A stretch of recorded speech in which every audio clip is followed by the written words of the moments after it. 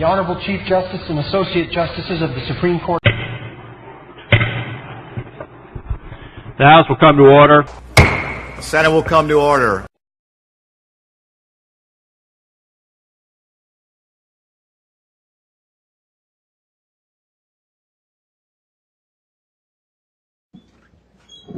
Representative Wright, welcome to House Judiciary. You're recognized to present your bill. Thank you, Mr. Chairman. Going to start off with House Bill 1325, Committee. You know, we hear the term a lot, this is a little old bill that doesn't do nothing. This ain't that bill, okay?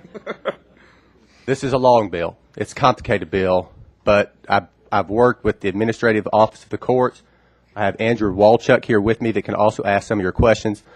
What this over the last 10, 12 years or even further back, we have seen a lot more people introduced into the legal system that don't speak English, okay?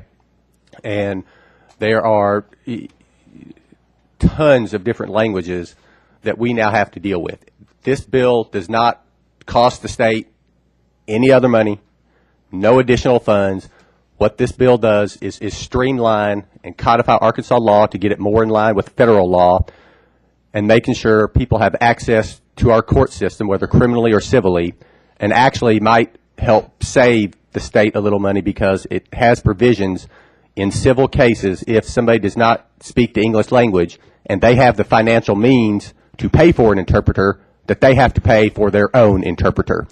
It's really just bringing together all the rules and regulations for providing access to our courts for limited proficiency English speakers. I'd be more than happy to take any questions or direct the questions to Andrew.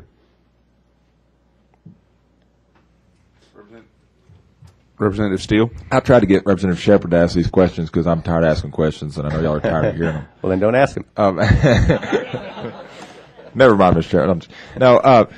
Does this create any new requirements for those who get licensed to be translators? I know I've had a lot of people in my district that were interested in translating that are bilingual, and the licensing process is a really rigorous one. Does this do anything for licensing translators? No, it still is all under the purview of the AOC. But, I mean, this doesn't create any qualifications or make it easier or harder to be licensed to be a translator? No. Okay. Thank you. Representative Ballinger. You know, just reading this bill, and it's not something I have a lot of experience with, do we have the availability of translators now? I mean, to me, it seems like at least in some places there may be limited access to them. And will this bill, does it really address that?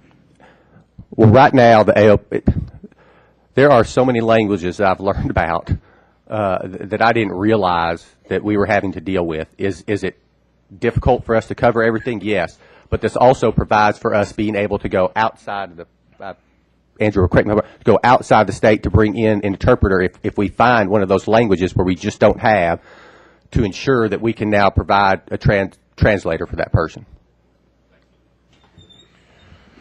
Are there any further questions from the committee? I don't have anyone signed up for or against from the audience. So, Representative Wright, do you want to close for your bill? I appreciate a good vote. Are you making that motion? Make a motion, do pass. All right, very well. Motion on the floor is do pass House Bill 1325. Is there any further discussion? Hearing none, all those in favor signify by saying aye. Aye. Any opposed, same sign. Congratulations, Representative Wright. House Bill 1325 is passed. Thank you.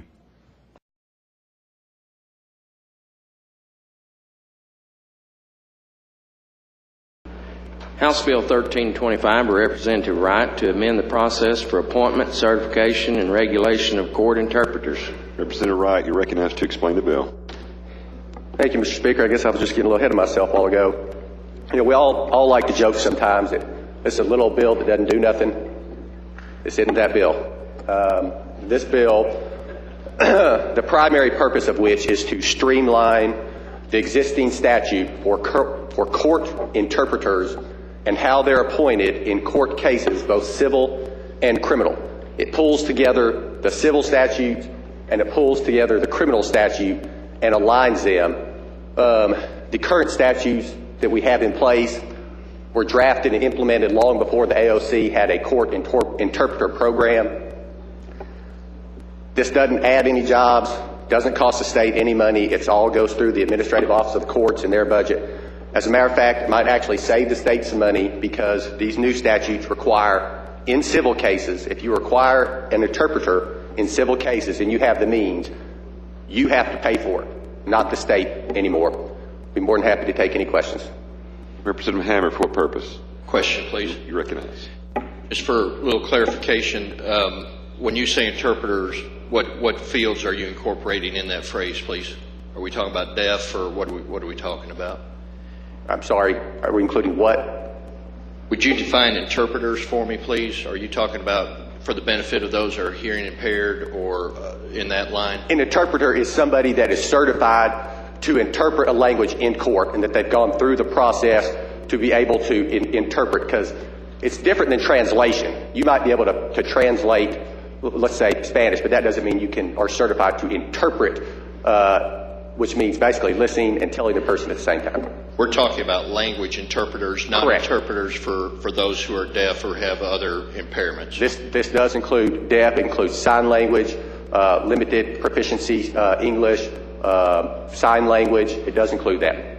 Who provides those interpreters to the court system on behalf of those folks? Right now, it's handled through the administrative office of the courts. They have several, I believe 8 full-time court interpreters, as well as 30-something throughout the state. One of the things this bill also does is if there is a language, a very unknown language, we've actually had some languages that there's no written language for.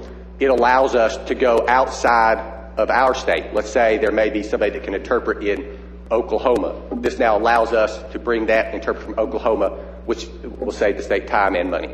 Okay, and what I'm leading up to is there's no interaction or dependency upon any other agency of the state from which these interpreters are brought from, so we know for a fact that the interpreters that get into court have passed the requirements of the court, not another state agency. Absolutely. Absolutely. Okay, thank you. Thank you for taking questions. Thank you, Mr. Speaker. Representative Wright has explained the bill. Does anyone wish to speak against the bill? For the bill?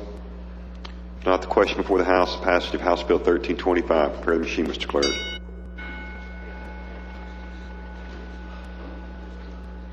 Has everyone voted?